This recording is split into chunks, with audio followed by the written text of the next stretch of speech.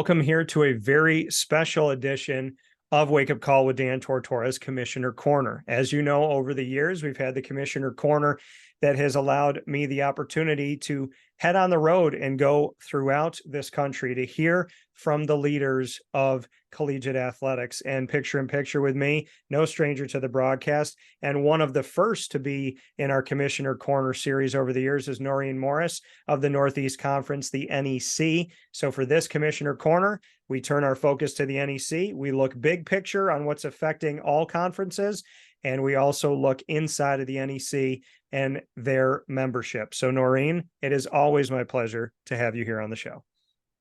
And as always, I thank you for the invite, and I'm certain we'll have fabulous conversation as usual.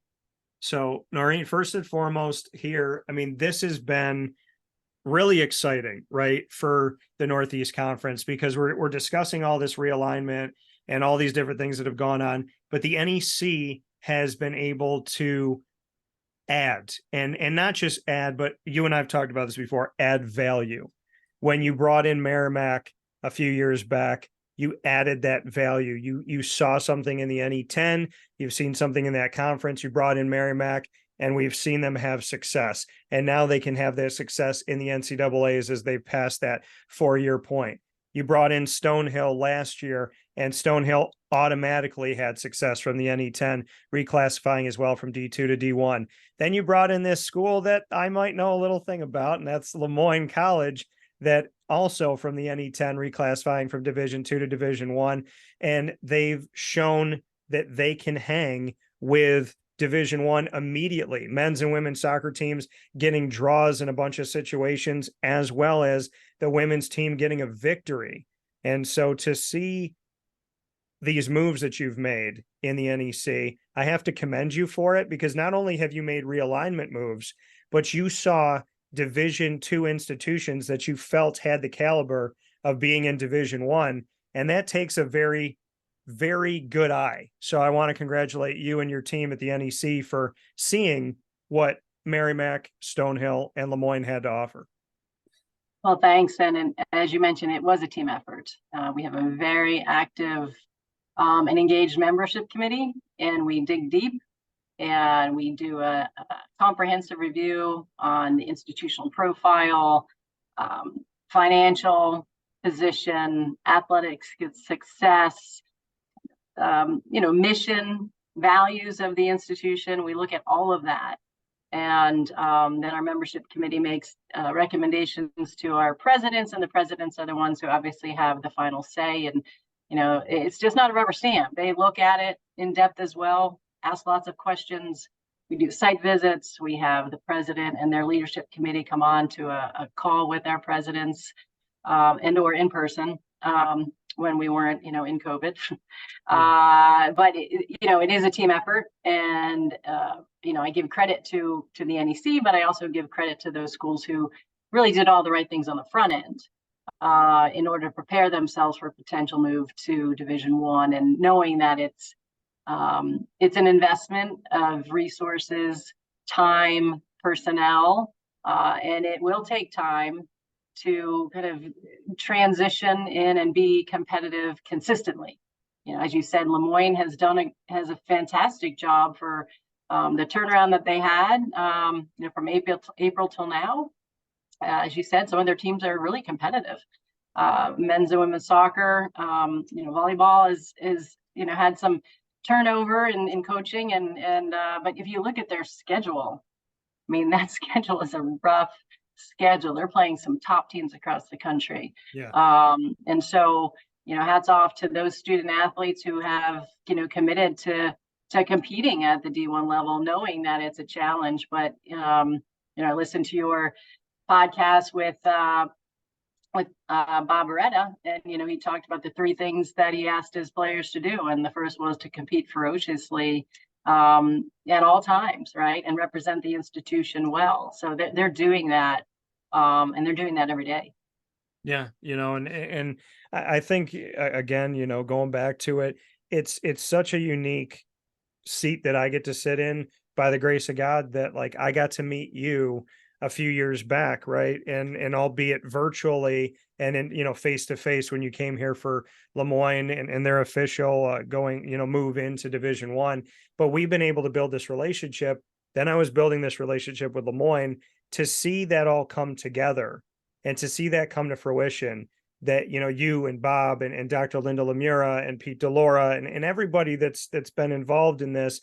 And then to look at Stonehill and look to Merrimack. And when I was looking at realignment myself, and I've joked with you about this because I said, okay, LeMoyne's looking at going, what conferences make sense? Bob and I talked about some things that made sense, and he starts bringing up the NEC. And then I started looking at it going, yeah, this makes a lot of sense. And then all of a sudden, Noreen, who always gets back to my phone calls, everything was silent in the Northeast Conference. And I was like, I'm reading between the lines here, because you've really seen a lot of value in the NE10 and Division II. I think in the past, people might have thought, oh, to take a school from Division II and reclassify them from Division I, yeah, you're adding, but aren't you putting yourself behind the 8 ball? You and your team at the NEC have seen that the NE10, it's not just in one sport. You can look at soccer, you can look at lacrosse, you can look at basketball. There's so many different pieces of the NE10 that make it such a vibrant conference that I think it's ripe for the taking. And so when Merrimack's successful and Stonehill's successful and LeMoyne's already been able to do some good things in just a month's time, I think, again, it's a great eye by your conference, but it also plays into the fact that the NE10 has a lot of institutions that are Division I style institutions that happen to be playing in Division II at the time. Yeah, and it's incredibly strong Division II conference with great leadership with Julie Rupert. And, it's just a matter of, as an institution, what model do you want to be in? Do you, is Division II meeting, your needs as an institution and the mission and the direction of your institution? Or, is Division I giving you new opportunities, not only from athletic standpoint, from a institutional profile, exposure, branding, so it really is just a matter of where does the institution want to be? It is not a negative on NE10 from a conference perspective and the competition there. I think it's a bigger conversation once you start talking about reclassifying from D2 to D1. It's beyond athletics.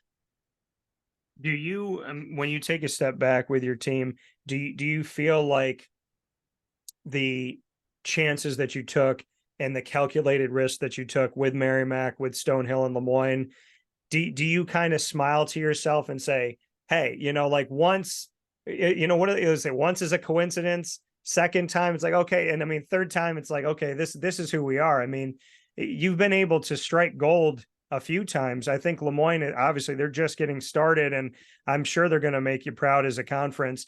And Merrimack and Stonehill, they've already given that. So do you kind of reflect on this and, slap hands with your team and say, hey, we're definitely being very advantageous here and unique. And I think in the world of realignment, where the quote unquote power conferences were just biting each other, you were saying, hey, let's look in a different area and let's really find these diamonds in the rough, polish them off and set them in front of everyone.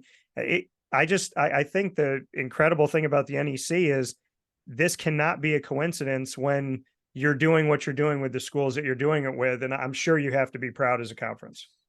Yeah, I think I'm really proud of our leadership and our membership as a whole. They've welcomed our new members with open arms, and the new members have come in and made a difference immediately, not only on the playing fields, but in the meeting room. We've got some, Bob Beretta brings with him 34 years of experience. Jeremy Gibson, same, right? Dean O'Keefe, the ADs in each of those schools, they come in and they can help us immediately become better in what we do from policies and best practices and their experiences as a whole.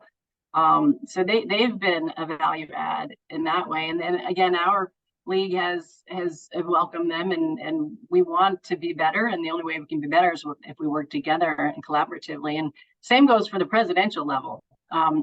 Chris Hopi is now the chair of our presidents. He's from Merrimack.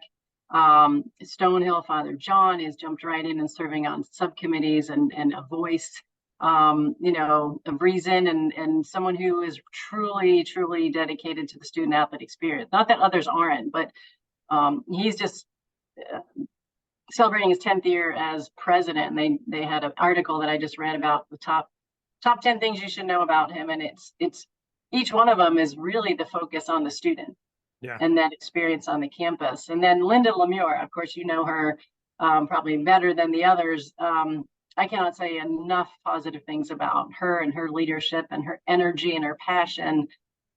She's been tremendous. She's a tremendous addition to our presidents, and I cannot wait to be able to incorporate her more fully into our governance structure with new, naming to new committees and the like. So, I mean, all around, it's just been a value add, both what they bring to us and the ability for us to act as a group moving forward.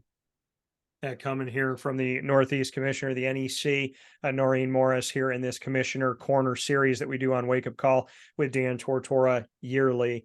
Noreen, as we speak on this membership, another thing that is unique about your conference, it's not unique to everybody in the sense that there are full members and associate members of other conferences, but unique in the amount that you have and in a bunch of your associate members that compete in multiple sports. I think at this point, it would be fair to say, and I know we got to make some phone calls, but I think Howard just joined the NEC at this point. And I could definitely say, I mean, we respect the work that Howard has done. And of course, as an HBCU, but when we look at these associate members, Binghamton joining, and I love the news of this, an hour away from LeMoyne in the southern tier of upstate New York.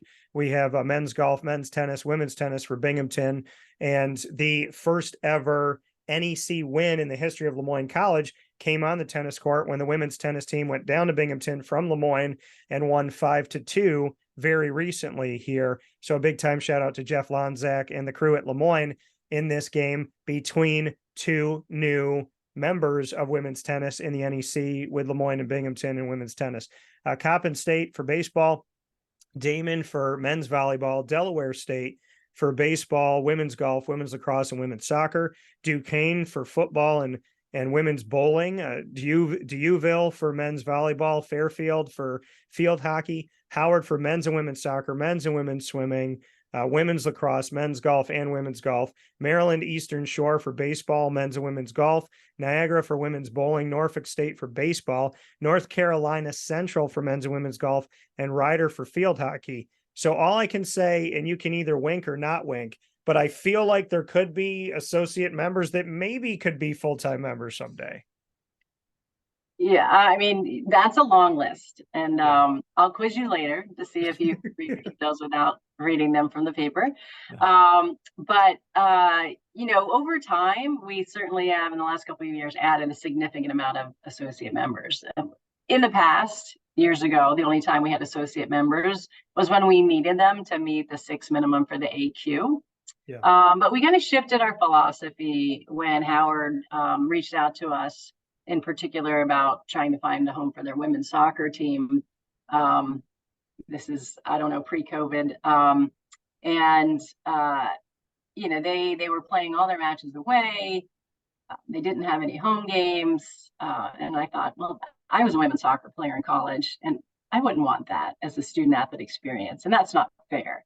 And so as I was talking with Carrie Davis, the athletic director, he did mention they had 6 sports that didn't have a conference home, and they each were in 6 different conferences. So as an institution, that's really hard to manage, right? Dealing with 6 different sets of administrators, 6 different championship protocols. And the NEC had just recently adopted a new strategic plan that had 4 goals. The 4th goal, a new one, was a commitment to DE&I. And so as I looked at it, I said, here's a perfect opportunity for us to operationalize that goal and invite Howard in and give them one conference home for all those sports. Not only is it good for Howard and the student athletes having a conference home, but it's great for our membership to be able to go down to Howard and play on their campus and compete against the students from Howard. And then as that relationship grew, and the MEAC lost some schools. Then they dipped below, significantly below the number for the AQ for some of their sports. And so, we had those conversations as how can we assist and provide, again, a student athlete experience for both the teams from the MEAC as well as from the Northeast Conference. So that's when we said, listen, we'll give a home to the MEAC teams that don't have a conference home currently. So you mentioned baseball, men's, women's golf. And then we also added a few one-offs with UMES playing women's lacrosse along with Howard, and women's soccer along with Howard. And so that's where when you read off a number of those associate members, that was very strategic, and it was there was outcome driven, not necessarily numbers driven. And then recently with Binghamton reached out to us and they needed a home for tennis and golf. And when we look across the spectrum, you see schools dropping sports, and sometimes those Olympic sports. And I'd hate to see a school drop a sport because they can't find a conference home. So that's when we're looking at the good of the sport, and the ability for us to maintain broad-based programs at all levels.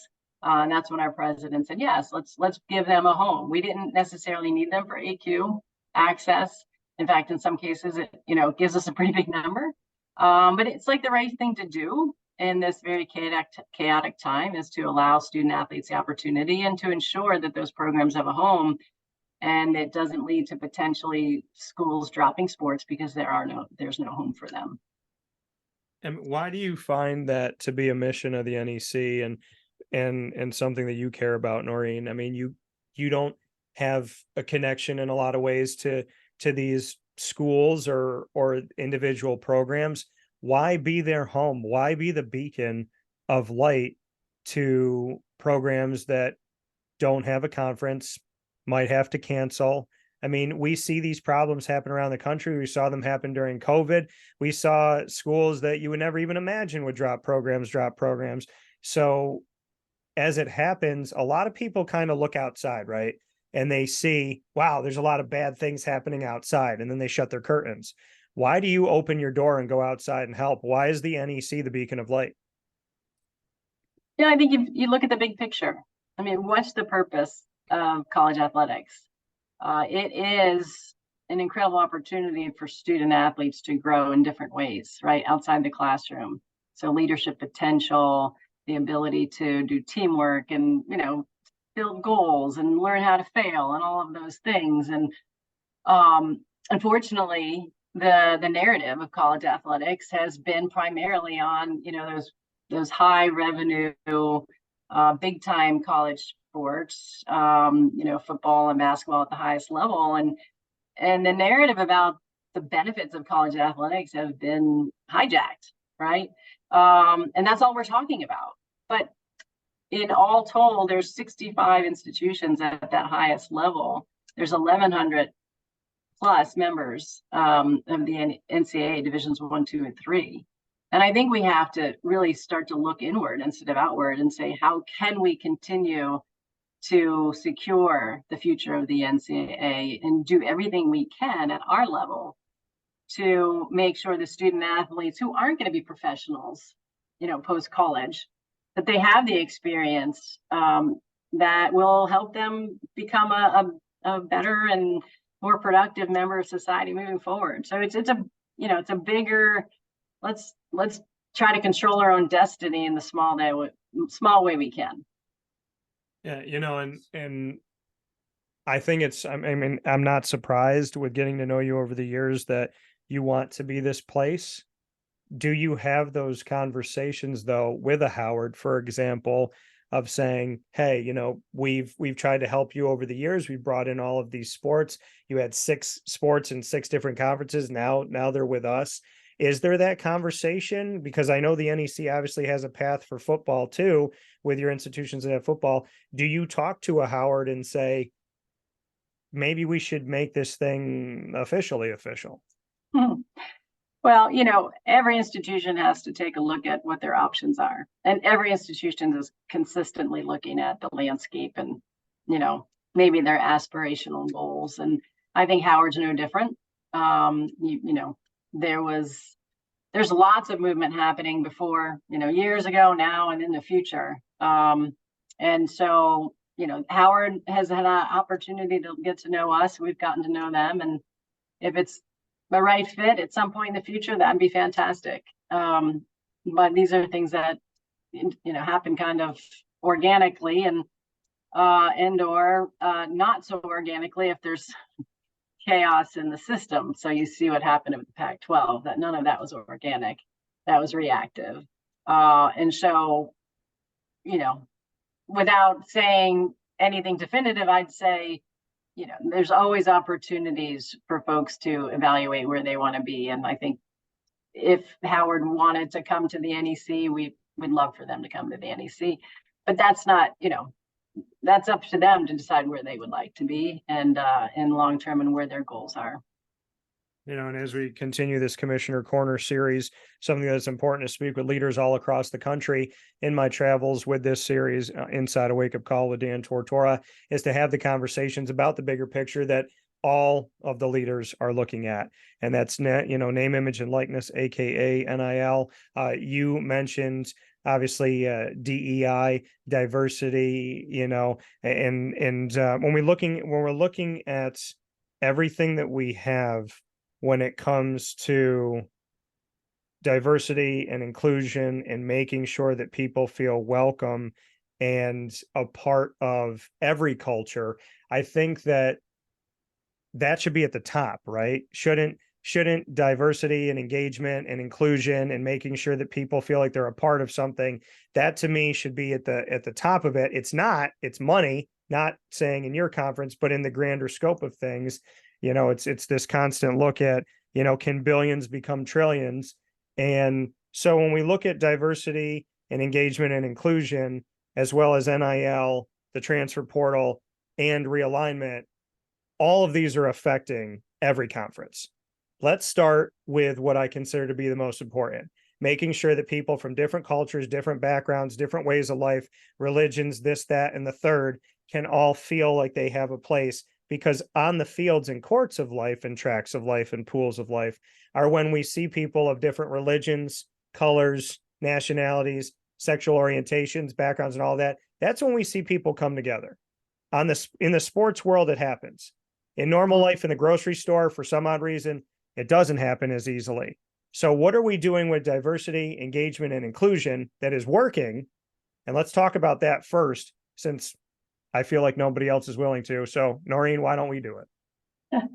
So the question from a big picture NCAA wise, or more so what the NEC is? Both. Okay. Well, I'll start with what the NEC is doing, right? So we, as I mentioned, have 4 goals for the conference, the 4th being commitment and support of DE&I initiatives, so diversity, equity, and inclusion. Yep.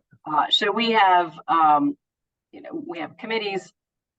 We've asked each campus to set up a committee, whether it's connected to their campus DEI or athletics specific. And so we have consistent communication with the liaisons who work with those committees. We have an NEC D&I committee as well that is actually incorporated into our student athlete experience committee. So we felt like those two things are hand in hand. You can't talk about student athlete experience without talking about DE&I. And so those two were combined into one committee. We do a lot on education, and we have an advisor, DE&I advisor, Alexis Watson, who works with with those folks on campus who are the liaisons to the DEI committees. She also works with our student athlete advisory committee. They have DE&I contacts from each campus, so she does some education at that level.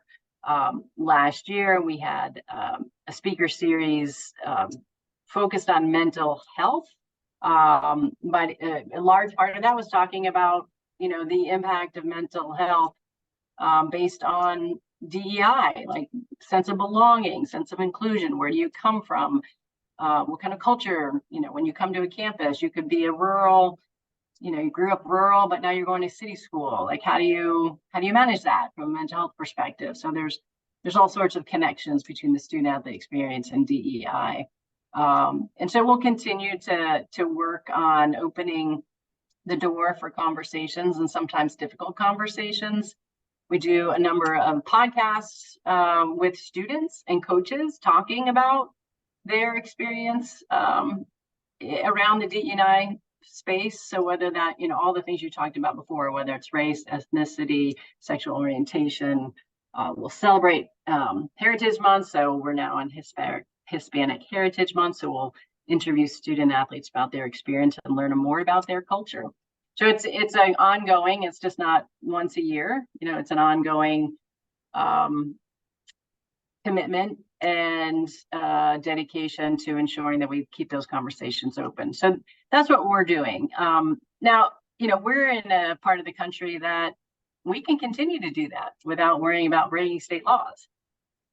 That's not the case. In many states in this country, unfortunately, they've adopted some laws that basically are going to result in the elimination of DE&I departments on campus, and the inability to have someone who's charged with helping student athletes manage.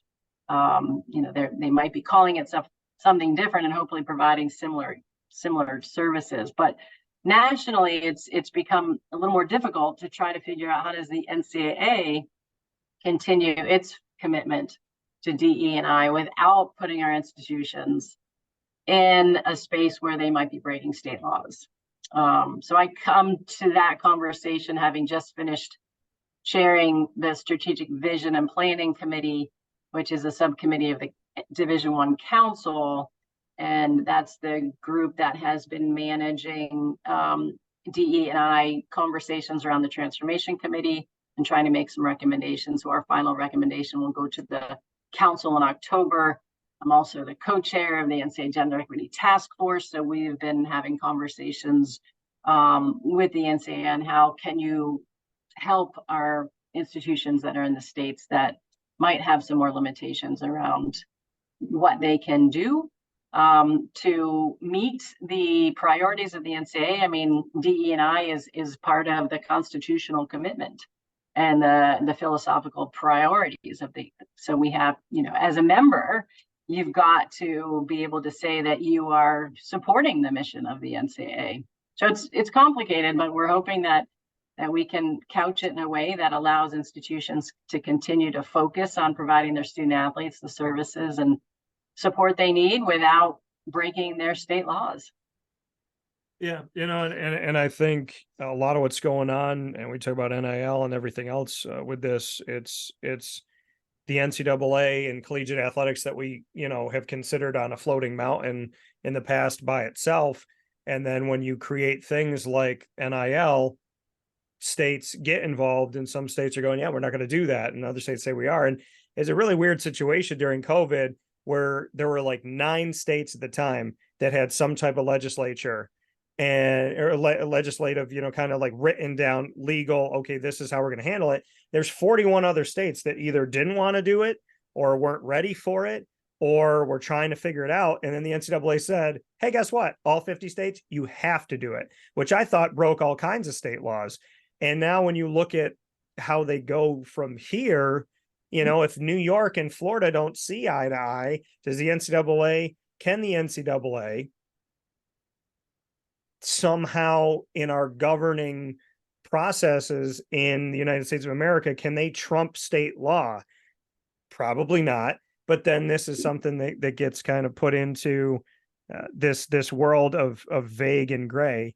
And when we look at the transfer portal and we look at name, image, and likeness, Noreen, you're not surprised. I'm not surprised that they've been used to help each other. They've been used illegally. They have been used with egregious fouls to the world of collegiate athletics. They've done away with amateurism in a lot of ways. We see collegiate free agency You could be in training camp for football and 2 weeks into camp go, I need another defensive back. And then you can go find one in the transfer portal, AKA like the NFL free agency. And it's no different than the Browns calling Kareem Hunt than it is for, Syracuse, my hometown, calling Miles Farmer from Nebraska. And then with name, image, and likeness, I've unfortunately heard from athletic directors and head coaches that they have student athletes that come over to them with their cell phone and say, here's the message I just got. And it's a message from a coach. And the coach says, if you get in the transfer portal right now, I'll give you this much money to come to my school. So we know that it's ugly. We know it's misused. And it's not that name, image, and likeness is a bad thing, with the NCAA being $1 billion nonprofit industry that's making money off of the student athletes, with the overwhelming majority that are never going to play professionally. So it's not that those student athletes shouldn't get something. And it's not that you shouldn't be able to transfer in an adverse, I don't want to say an adverse situation because adversity builds the best of us, but in a situation where maybe you were lied to, maybe a coach leaves, maybe your family needs you to come closer to home. So there are right reasons why things happen. Yet the NIL and the transfer portal have been used together to mutate and really force kids to not be able to be kids and enjoy their college life because they're being treated like professionals. And this is in a lot of ways being treated like Wall Street. So how do we handle it? Well, it's interesting because the move to change our transfer rules and the move to allow NIL, so using student athlete using their name, image, and likeness to earn compensation, were done for the student athlete so that the student athlete can be treated just the same as any other student on campus, right? So students generally can transfer as many times as they would like, right? Now, the more you transfer, the harder it might be for you to graduate because you'll lose credits along the way. Right. And NIL, like someone who is a actor or a musician could go play and sing or act and get paid for it. So the move for student athletes to have more flexibility in transfer and NIL was to benefit them. Mm-hmm. Now, there are cases in which those outcomes have not been as positive as we would have envisioned. And that's primarily because of in my opinion, the collectives kind of being created and trying to kind of control the movement and or entice the movement. So, I'm hoping that whether it's through the NCAA adopting some legislation and or something through Congress, that we can get a few more guidelines and more parameters around enforcing the rules so that NIL should not be used as an inducement for recruiting. I think that's the biggest problem that we have to solve. I think the ability for students to transfer, while anyone can transfer and compete right away after the first transfer, as long as they meet the eligibility requirements, right?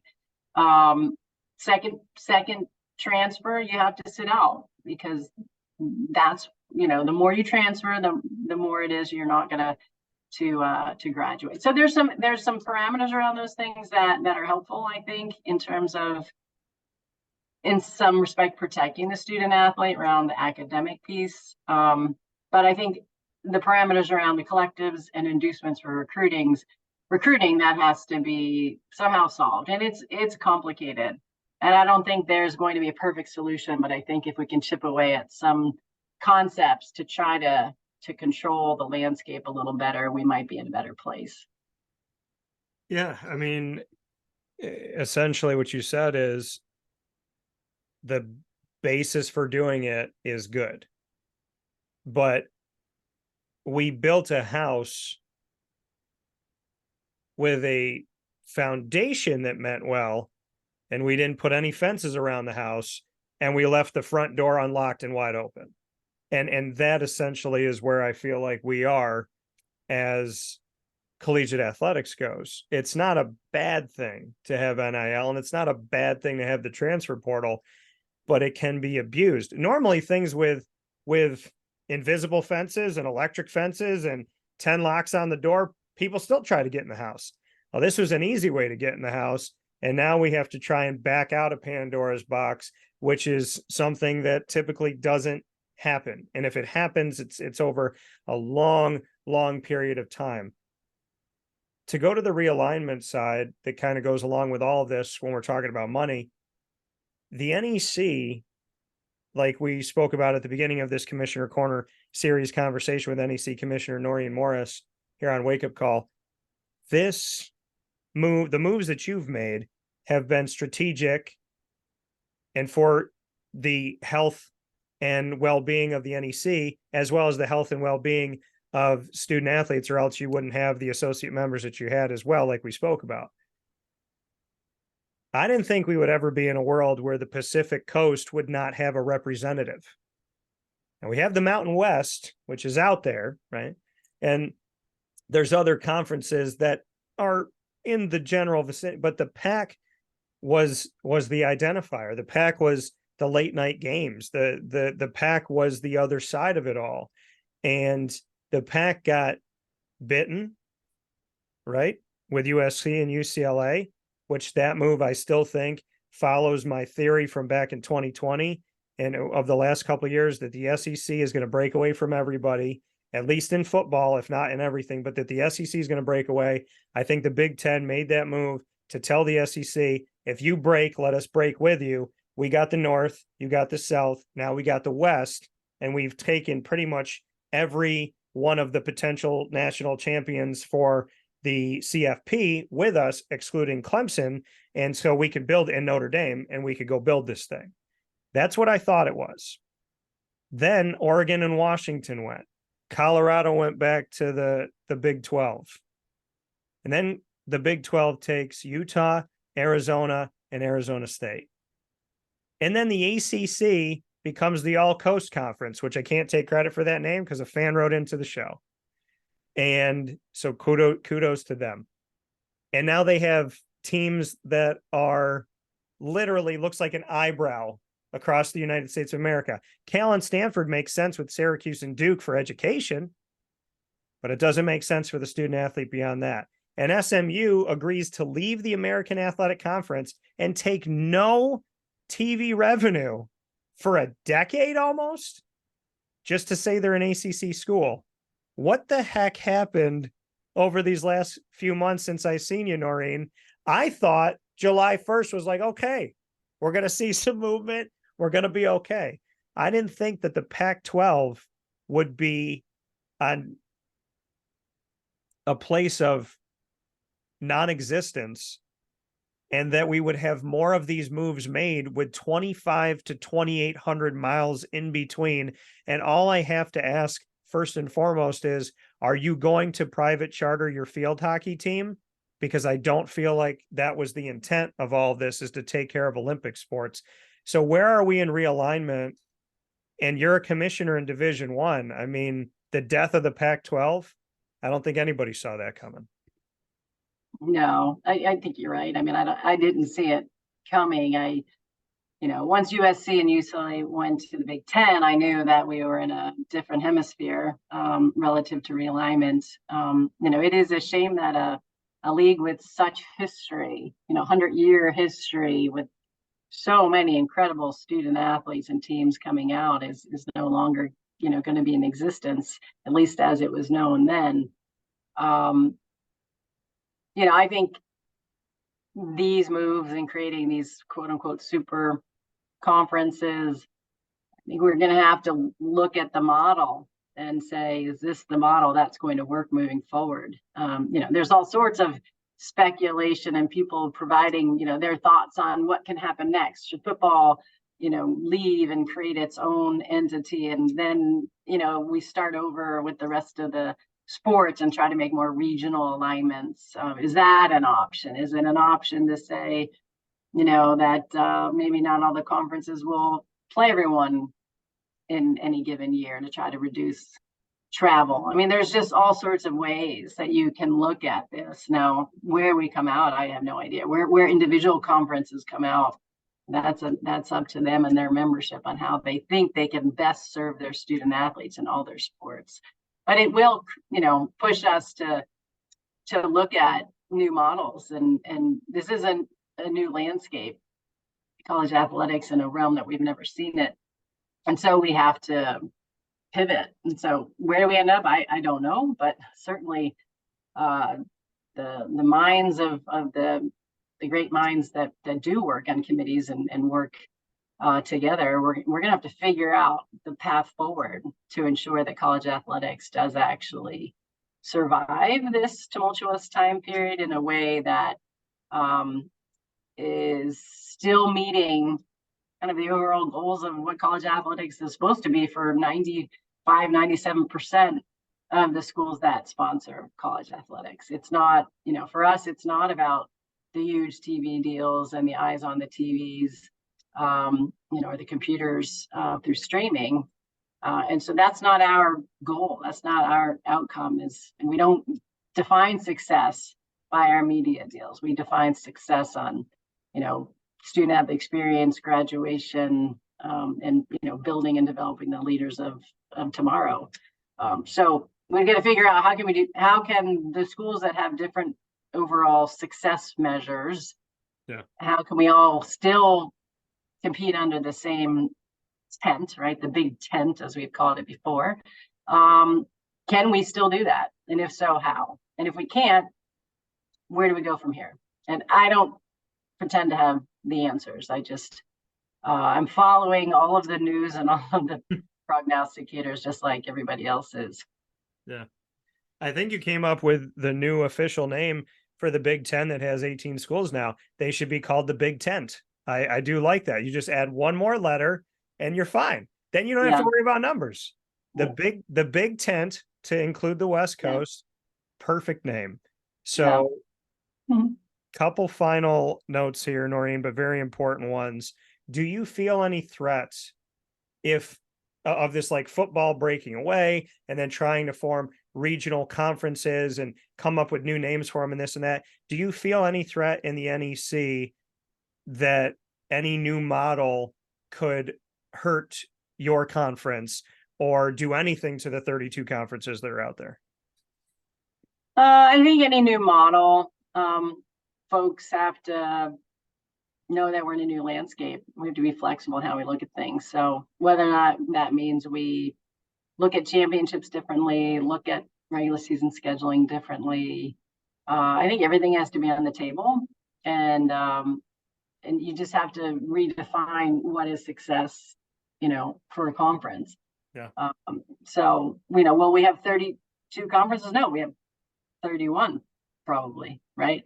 And then beyond that, will you see more merger-like movement? Will you see some, grouping of schools saying, you know what, we don't like the direction of where this is going, so we might create something different.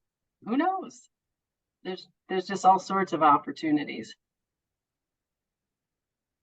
So you said, listen, we're not about, the mega TV deals here at the NEC and the streaming and all that. You're there to care about the student athlete. And I appreciate the desire for purity and the drive toward that purity of the love of the game and to actually get an education, which God forbid somebody brings up here. Like you said, the more you transfer, the harder it is to graduate. And that should be important for the future of the very tiny number of student athletes that will ever play professionally. Within all of this, though, you do have avenues, and you brought up streaming, and you said it's not all about it, but I got to give you some credit here because NEC Front Row puts me in the front row on my computer, on my phone to make it very easy. And it brings me games, obviously, in my coverage of LeMoyne in a really cool and unique way. And I love the scheduling of it. So can we speak a few minutes on NEC Front Row and the access that provides for your member institutions? Yeah, I'd love to. Thanks for the opportunity. So NEC Front Row, I believe we're in our 14th year. I could be off on that. It was 2012. So I'm not very good at math. So that's 14, right? So we created NEC Front Row. We were one of the first at our level of conference to have our own digital network. And as you know, you can find most of our league games on the network. We do have a relationship with ESPN, so we do have some exclusive games on their digital network and on ESPNU or two. And then we also have a relationship with CBS Sports Network that that may or may not appear on, for the most part, they'll appear on NEC Front Row. But the Front Row for us, it is not a revenue generator in that we don't have a subscription fee. So it is free to our users. And we did that purposely coming in because it was about the branding. It was about exposure. And we wanted people all over the country and all over the world, frankly, because this can be viewed internationally, unlike some of the other streaming platforms. And so it was very deliberate for us to have it. We'd like to say we're the most, fan-friendly digital platform, and we continue to try to enhance what we're doing. All of the games are available immediately on archive. You can do branding. If you watch a LeMoyne game and you do it through their site, or then you will see all of the social media that's happening at the time during the game. So there's all sorts of things that we've done over time to create, a better fan experience. Would that change in the future? Potentially, but at this point, we think that the free access, sets us apart. And we're unique in that space. I think we're probably the only ones left who don't have a subscription fee. But we're proud of that, right? It gives our student athletes and their families, friends, and fans a chance to see them compete if they can't be there in person.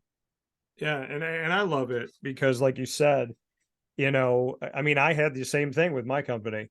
Obviously, you have a conference, and my company. It's funny when I put them together, like all the shows that we do, including Wake Up Call, those are my logos. Those are my institutions within my conference, so to speak. And I could have charged. I worked for places that charged, fees and whatnot. I can say that this interview is, you got to pay for this access to these interviews, but you can get this one for free and this and that. And I tell people all the time that when you come to my website or you go to any one of the channels that we're on or anything we do, I don't charge. And why? Because I want to have access. I want to have exposure. I want to get out to as many people as we can. And I tell people all the time, when you come to any one of those avenues, you see all the companies we work with, go spend money with them.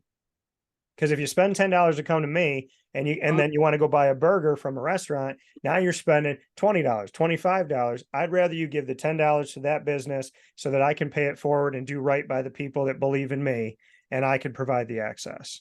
And so few people do it, Noreen. So I'm grateful that you do that, because any other place, you click on it and you get through all the things and you click on the game and then it says, hey, you're not a member. So I do appreciate what NEC Front Row does. Thank you for that.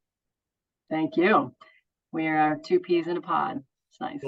The last thing, and this is very, very important, because I know that there's a plan and the plan's not out there. And I want to, every time we talk, you give me a little bit, right? You give me the dancing shoes are not shoes, they're slippers. Now they're not slippers, they're sneakers. They're bedazzled in blue, as you told me last time. So 2 big questions, very important. In this realignment world, are we looking at advancing? I know we talked a little bit about Howard, but are we keeping the dancing sneakers on? And then the other part of it is, what's our plan for men's lacrosse? Because I know that that's something that you and I have spoken about. I'll start with the latter, which is men's lacrosse, and I continue to work on that. I'm hoping that we can have an announcement at some point soon, but can't really share at this point. So okay. It's been a process. So I'm that's all I can say about that. Just stay tuned. In terms of continued realignment or expansion, it's our presidents and our membership committee are continuing to evaluate the landscape, and as we've talked throughout this show, there's there could be like significant changes to the model moving forward. So you have to have, all sorts of plans A, B, C, D, depending on, where do we go from here? You've got to be ready to pivot. And so, we just continue to evaluate, monitor, and create various plans, so that if there is an opportunity to pivot, we're there and we can do that. Well, thank goodness you're not busy as a commissioner. So, never a dull moment. no. So, oh, and we lost you here for a second. Let me see. Can you hear us okay? I can hear you. All right. Yeah, we lost you there for a second. So, but yeah, so it's been a very interesting road. It'll continue to be an interesting road. But the beauty of this is that I get on this road in the commissioner corner and learn so many things from so many wonderful leaders, including Noreen Morris of the Northeast Conference, the NEC. And in just 3 years of being around each other, I think we've proven that we've really lived throughout our interviews the massive and quick changes of collegiate athletics in the conversations we've had for 3 years, from how it's connected us and how small this world of collegiate athletics truly is, and how things can affect you and bring people together and bring places apart and all different things at the same time. I'm looking forward to the men's lacrosse news because I know you've been working very hard at it. So I appreciate the stay tuned, which I thought was the answer you would give me. But all I'm hoping is when that comes out and when we can do it, I can't wait to bring you back to discuss the plan that you have in place. And Noreen, as always, for all the time that you give for me here on the show on Wake Up Call, I can't thank you enough. You're a tremendous leader. I respected you when I first got to talk with you, and that respect has only grown. So thank you for your time. Well, thank you. And I've enjoyed getting to know you through the years and your continued support. And I see the fins in the background there. So fins up on LeMoyne. So appreciate your continued support with them and look forward to seeing you on campus sometime soon. Absolutely. And y'all know where to get the comfiest sweatshirt on the Yeah. planet. So thanks, Noreen. All right. Thank you. Have a good one. You too.